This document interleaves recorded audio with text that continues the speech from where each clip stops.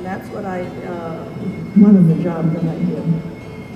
Incidentally, my daughter Julie, who's also a nurse, worked at the same hospital that I graduated from, the General Hospital in Minneapolis.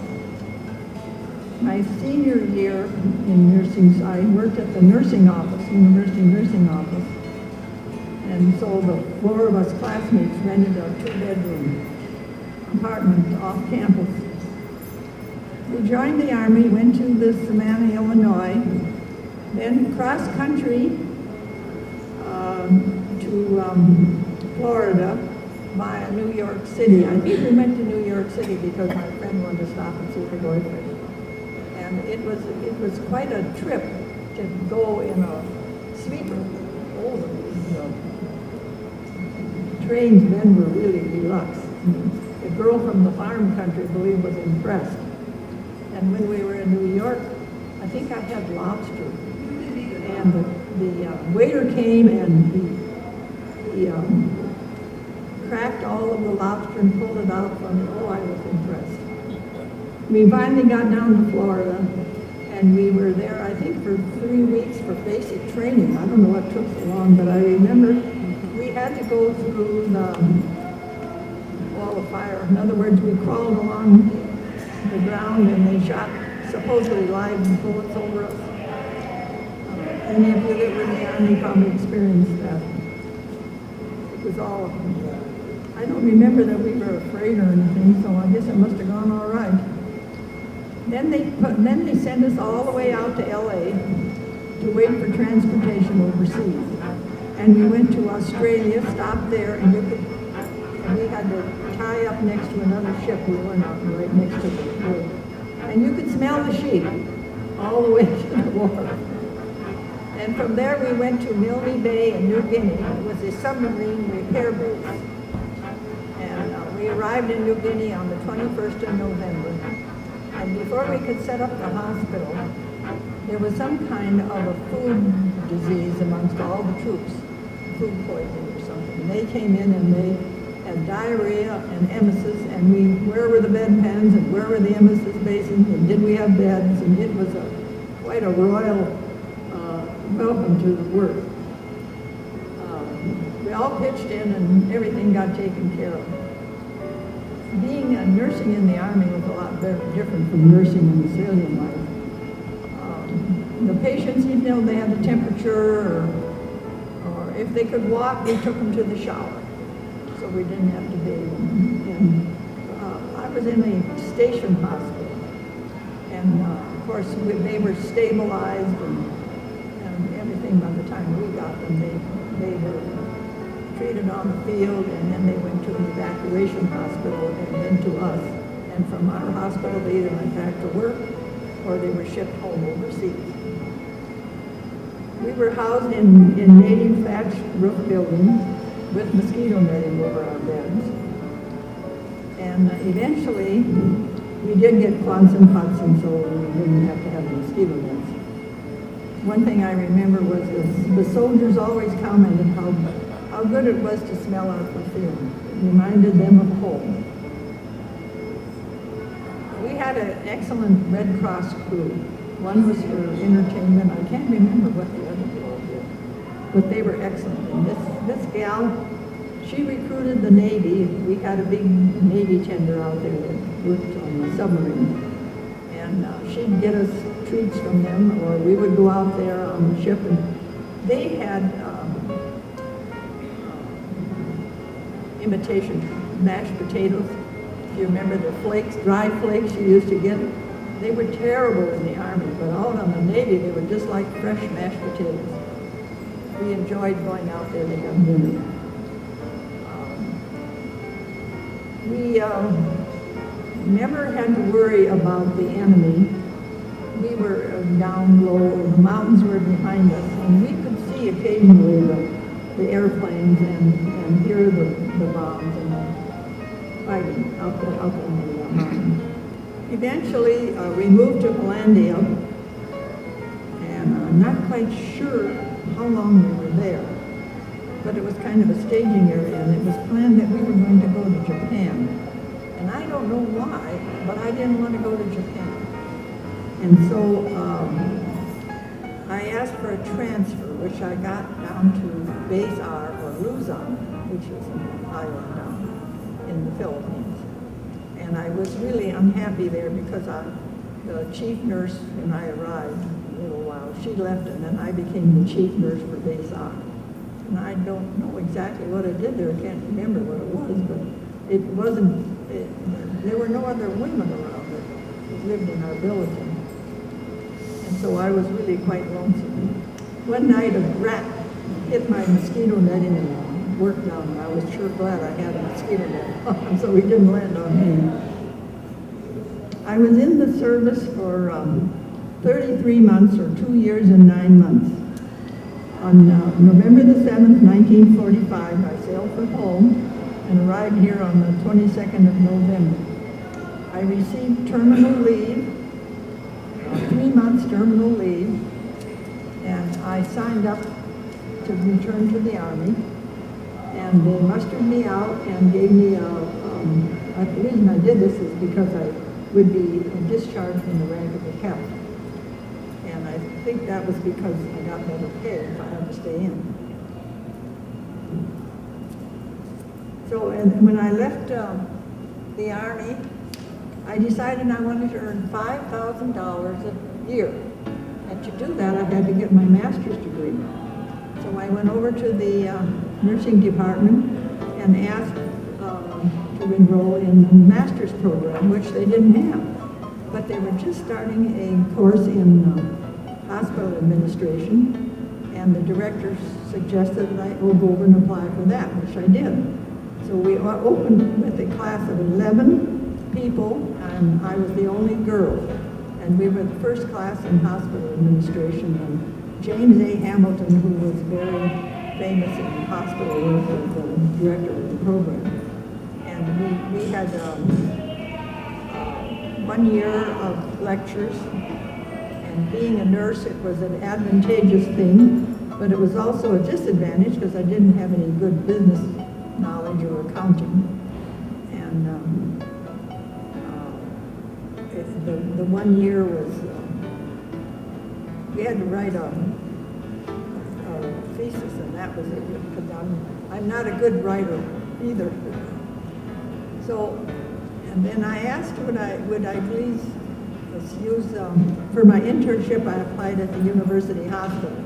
I had a girlfriend who was a nurse also, and she had a gentleman friend that she wanted to introduce to me. But every time he was available, I had another date, or I was some other place, so we never did get together. So part of my duties as a administrator we had a what we called a polio hospital out at Rosemont. And I was assigned to be out there for 3 months, I think. And the engineering students also had a summer program out there. And it was the custom of the nurses there to throw a party for the engineering students. So I arranged with the engineering instructor to have this party, and lo and behold, there was my future husband. So we met, and I knew what he was. Helen, my friend, had pointed him out to me at the reunion before, so I knew what he looked like. So we did finally meet, and that was the beginning of our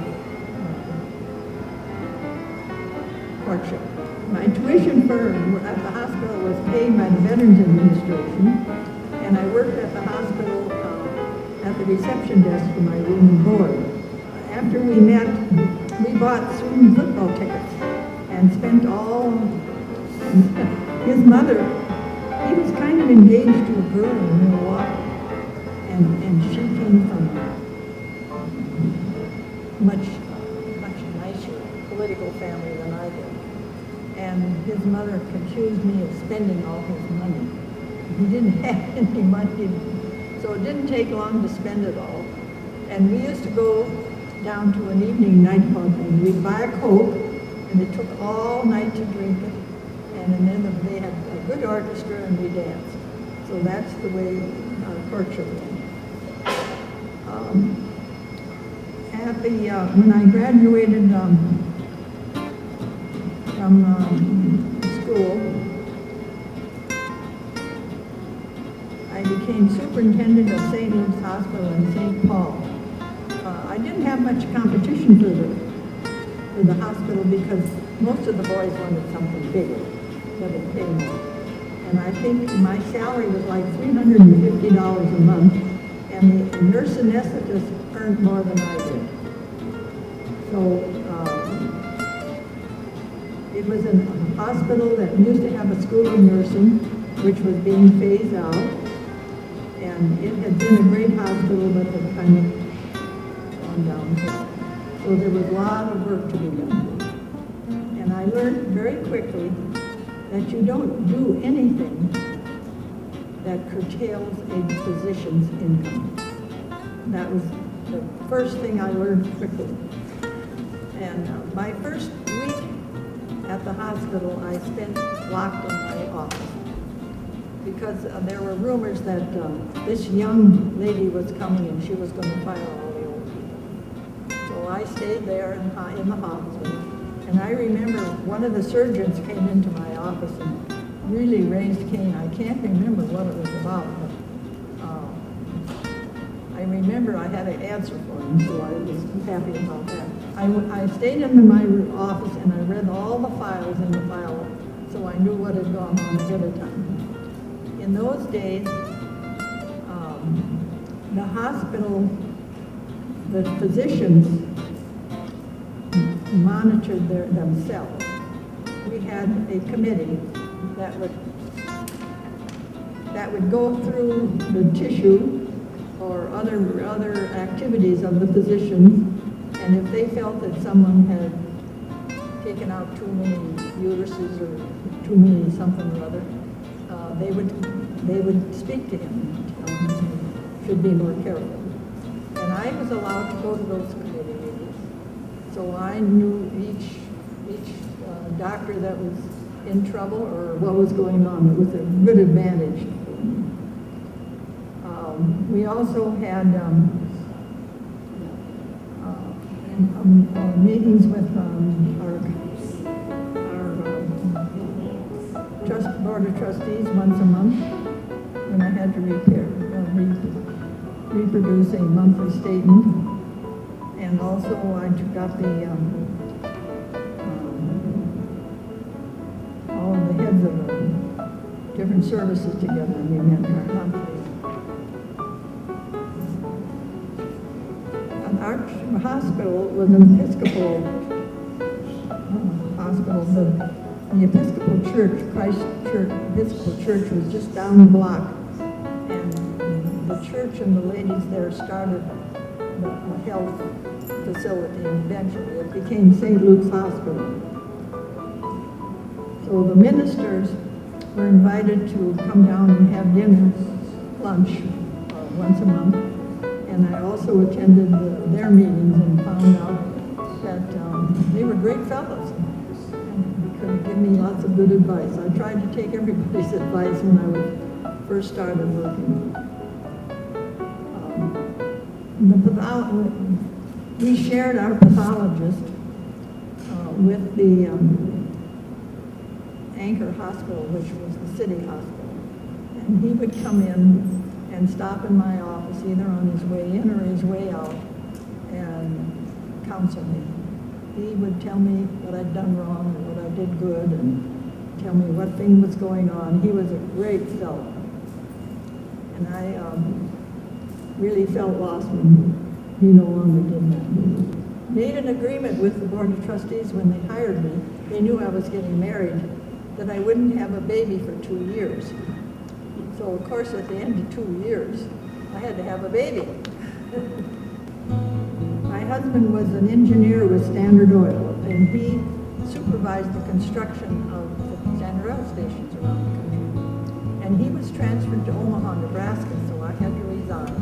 And we moved to Omaha, Nebraska. And in the meantime, while I was working at St. Luke's, first time, he bought, incidentally, while we were in the last year in school, we joined another couple. She was a nurse and he was an engineer, and we rented a house and we shared it. One week they did the cooking and one week we cleaned the dishes.